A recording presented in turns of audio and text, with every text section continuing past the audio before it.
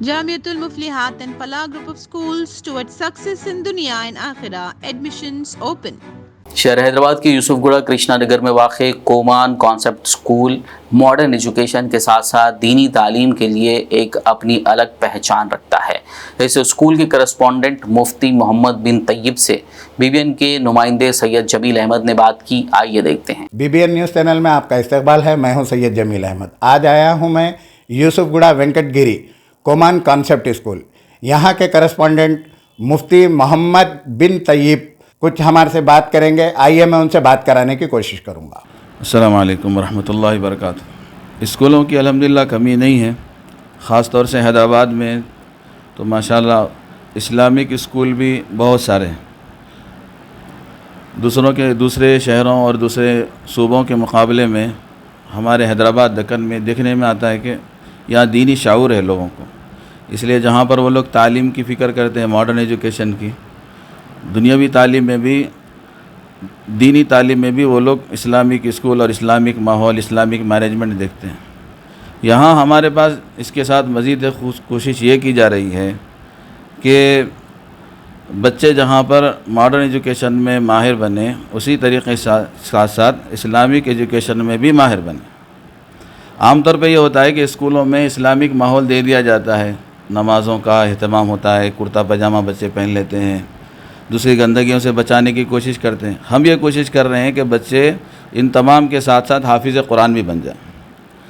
تو سب حافظ قرآن جیسا کہ مطلب اگر یہاں پر کوئی بچے ایڈمیشن لیتے ہیں تو کون سی کلاس میں ایڈمیشن لیتے ہیں پھر، اور ان کا حفظ یہ ماڈرن ایجوکیشن کے ساتھ ساتھ حفظ کتنے سال میں کمپلیٹ ہوتا ہے؟ جی، عام طور پر ہمارے پاس 5th کلاس تک ہم لوگ کوشش کرتے ہیں کہ بچوں کا قاعدہ اور ناظرہ مکمل ہو جائے۔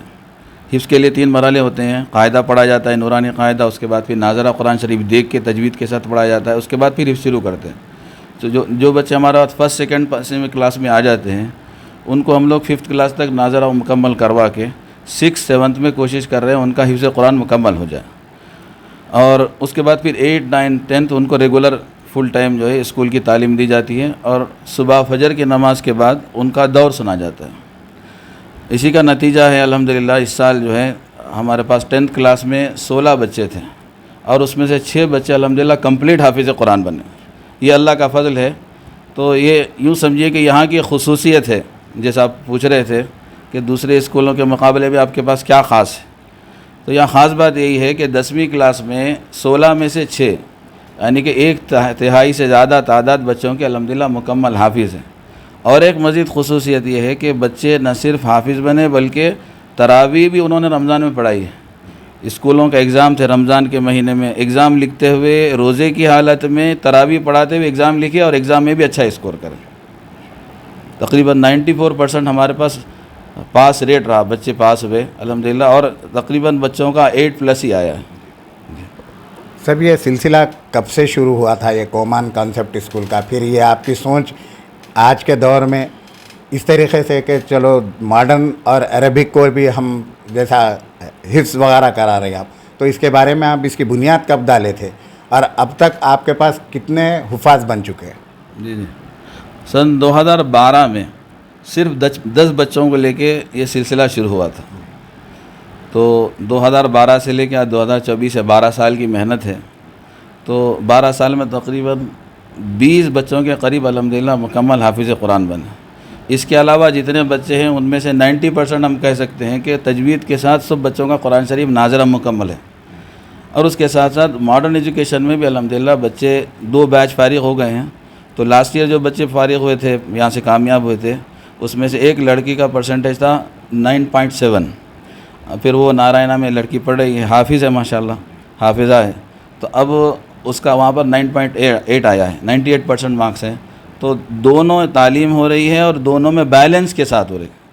عام طور پہ اسکولوں میں جو خاص طور سے اسلامک اسکول ہے اور جہاں پر حفظ کروا رہے ہیں، وہاں دیکھنے میں یہ آ رہا ہے کہ بچوں کو صبح میں یہ پڑھا رہے ہیں ماڈرن ایجوکیشن، دوپہر میں حفظ کرا رہے ہیں، تو دونوں کا بوجھ اتنا پڑ رہا ہے کہ 2 سال کی بجائے 4 سال کا وقت لگ رہا ہے، 5 سال لگ رہے ہیں، 6 سال لگ رہے ہیں۔ تو اس میں ہوتے 10th کلاس تک یا تو مکمل ہو نہیں رہا ہے، اگر ہو بھی رہا ہے تو پھر ریوائز کرنے کو موقع نہیں ملا، دور کرنے کو۔ ہمارے پاس جو 6th 7th میں یا 8th میں بہت سے بہت حفظ مکمل ہونے سے سہولت یہ ہو گئی ہے کہ 9th 10th بچے بالکل ان کو حفظ کرنے کا بوجھ نہیں ہے. جب ہائی اسکول کی ایجوکیشن ہوتی ہے، ہائی اسکول میں بہت زیادہ پڑھنا ہوتا ہے، بلکہ آگے انٹر اور ڈگری کی جو بنیاد ہوتی ہے وہ ہائی اسکول ہوتی ہے. اس وقت میں حفظ کا بوجھ ڈالنا غلط ہے. تو ہماری کوشش یہ ہے کہ ہائی اسکول شروع ہونے سے پہلے ہی بچوں کا حفظ قرآن مکمل ہو جائے. الحمدللہ اسی کے مطابق چل رہے ہیں. بس یہ ہے کہ ہر بچے کو ہم یہ کہیں کہ حافظ قرآن ہے نہیں بن سکتا. ہاں البتہ یہ ہے کہ اگر بچہ ذہین ہو، ماں باپ انسٹرکشن کو فالو کرے تو اللہ کی ذات سے امید ہے ضرور بچہ حافظ قرآن بنے گا انشاءاللہ. اب اور دوسرے جو بچے ہیں تو ان کو کیا میسج دینا چاہیں گے آپ؟ ہماری درخواست یہی ہے کہ آپ کام دیکھیں، اس لیے کہ کوئی بھی اسکول شروع سے بڑا نہیں ہوتا، اپنی محنت سے، لگن سے، اپنے اصولوں پہ چلنے سے بڑا ہوتا ہے.